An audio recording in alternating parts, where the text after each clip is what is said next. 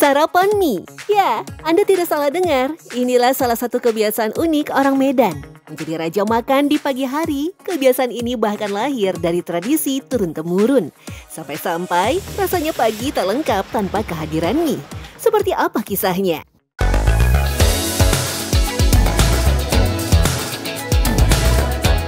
Salah satu yang paling tersohor tentu mie balap. Banyak ditemukan di berbagai sudut kota Medan, julukan mie balap lahir dari kecepatan para pembuatnya. Kita pengen ngasih tahu orang-orang nih juga ya, kenapa disebut mie balap sih? Karena tapi kan dia abangnya nggak pakai helm sebenarnya. Karena dia masak yang balap-balap deh kan. Tapi emang nggak pakai helm? Oh iya. Masaknya balap-balap ya? Jadi, iya, ini versi masaknya. versi masaknya. Kenapa mie balap? Berarti memang karena masaknya cepet-cepet ya? Iya. Tapi kenapa harus cepet-cepet? Karena kan banyak orang kerja kantor, pengen cepat dia. Oh, I see. Nanti kami bisa dimarahi sama orang itu lama-lama. Iya, berarti sesuai nama ya? Iya, betul kan. Melihat sekilas saja, cara membuat mie balap memang penuh dengan aksi. Biasanya ada dua jenis mie yang disajikan, bihun dan kuitiau. Selain sama-sama tak mudah hancur, kedua mie terbilang cepat matang yang cocok dengan karakteristik mie balap. Dalam satu kali masak di wajan besar, mereka bisa menyajikan 7 hingga 8 porsi mie balap. Memang kuali yang besi dia, jadi nggak lengket dia. Tapi ada tambahan-tambahan apa, entah minyak atau apa supaya nggak lengket sip-sipnya gitu Bang? Nggak ada sih, memang kualinya memang nggak lengket, jadi lebih enak gorengnya. Wajan besi sendiri dipilih karena bisa menyebarkan panas secara rata ke seluruh permukaan. Sehingga ketika masak porsi mie sebanyak apapun, matangnya akan sama rata tanpa ada yang gosong di satu sisi. Wajan besi juga memberikan aroma asap khas masakan Melayu dan Tionghoa. Yang unik, aroma asap juga mampu menetralisir amis telur yang justru dimasukkan belakangan. Tapi aku ngeliat, kenapa masukin telur di akhir, apa nggak amis gitu ya Bang? Enggak dia Kak, karena dia tidak masak harus tanak juga. Tanah? Oke. Yang buat beda pun kami pakai kayu bakar ya. Yang buat beda pakai kayu bakar itu bikin efek apa tuh sebenarnya? Kenapa biasanya kan ya udah pakai gas? Khas aja gitu sih. Wanginya ya? Wangi. Oke. Rata-rata para penjual mie balap masih memakai kayu sebagai bahan bakar. Bara api kayu dinilai cocok jika memasak dengan porsi besar. Jenis yang digunakan adalah kayu pohon durian yang punya struktur tak mudah hancur dan tak mudah menjadi abu. Kayu durian juga minim percikan dan asap sehingga tidak mengganggu konsumen yang sedang mengantri di sekitarnya. Tapi memang aroma smoky dari pakai kayu itu ngaruh ya. Jadi kalau kita lagi nunggu gitu kena asap-asap smoky-nya itu jadi lebih menggugah aromanya ya. Mie balap juga menyediakan berbagai topping lain seperti seafood sebagai alternatif menu. Tetapi yang tak boleh ketinggalan tentu cabai caplak atau sambal cabai rawit hijau.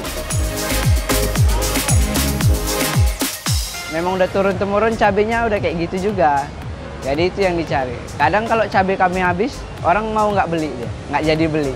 Kalau aku lihat tadi ada kecap asin juga ya. Nah itu untuk bumbu awal lah Kak. Kalau yang rata-rata mie balap juga pasti kayak gitu juga.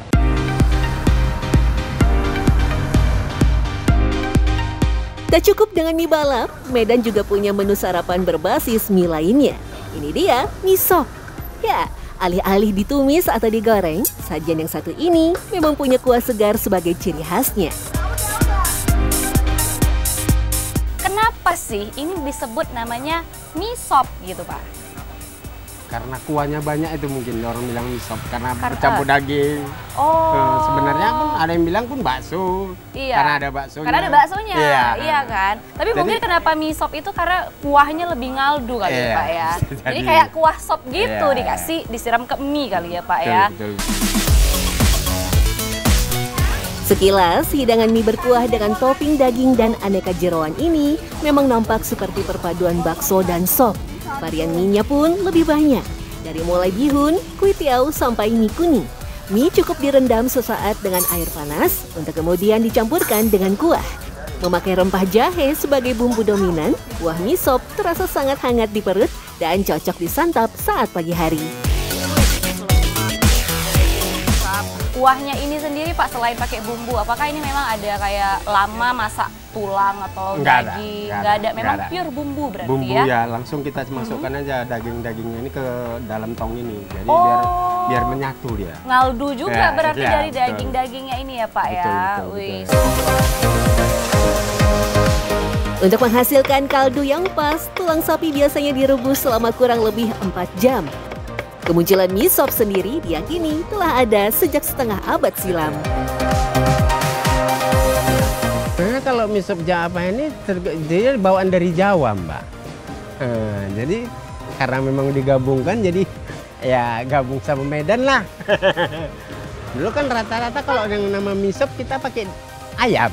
Nah, rata-rata nanti kalau ada mie sop, ada juga di kota Medan ini yang mie sop dia nggak pakai bakso. Nah, ciri khasnya beda-beda loh, Mbak. Yang buka baru-baru pun gitu juga. Ada yang nggak pakai bakso, ada yang pakai bakso besar. Kalau kami ciri khasnya baksonya kecil-kecil aja. Lantas, dari mana asal-muasal mie menjadi sarapan wajib bagi orang Medan? Sebagian pendapat menyebut semua diawali dari kebiasaan orang Tionghoa yang datang ke Sumatera sejak abad ke-15. Sebagian besar menjadi pekerja perkebunan tembakau, imigran Tionghoa juga membawa salah satu kuliner mereka, yakni mie. Setelah Belanda mengakhiri kontrak kerja mereka, banyak yang memutuskan untuk menetap di Medan. Dalam budaya Tionghoa, menyantap mie tak terbatas pada waktu tertentu. Mie adalah makanan fleksibel sekaligus menyatu dalam keseharian.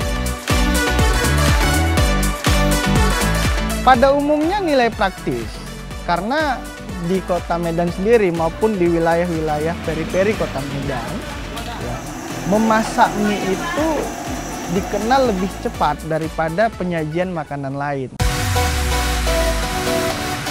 Seiring waktu, sajian mie mulai berkembang di tanah Melayu dan diserap oleh masyarakat sekitar.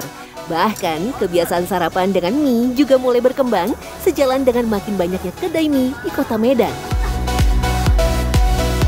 Pada akhirnya masuk, karena kan begini, pada prinsipnya ketika kita mau sarapan pagi, itu kan yang kita inginkan adalah suatu makanan yang tidak berat untuk dikonsumsi.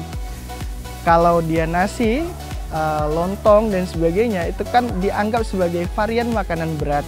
Sehingga ya, dengan adanya mie tadi ya, menjadi salah satu pilihan utama bagi masyarakat, baik yang bekerja maupun yang tidak bekerja. Tak hanya sekedar budaya sarapan saja, munculnya banyak varian sajian mie diyakini adalah bentuk adaptasi para penjual untuk mengakomodir dinamika kota Medan yang semakin cepat. Hal ini dikarenakan mie ini disajikan dengan menggunakan cara masak yang lebih cepat. Sehingga hal ini dapat mempercepat mobilitas para penduduk yang harus bekerja ya, pagi-pagi kita, yang tidak sempat sarapan di rumah, tetapi menyempatkan diri untuk sekedar membeli mie ya, agar bisa sarapan di tempat mereka bekerja. Di tengah hiruk-pikuk pagi, mie balap dan mie sop bukan sekedar makanan, tapi bagian dari ritme hidup orang Medan. Dari gang kecil sampai sudut kota, inilah cara untuk memulai hari. Penuh rasa dan juga penuh cerita.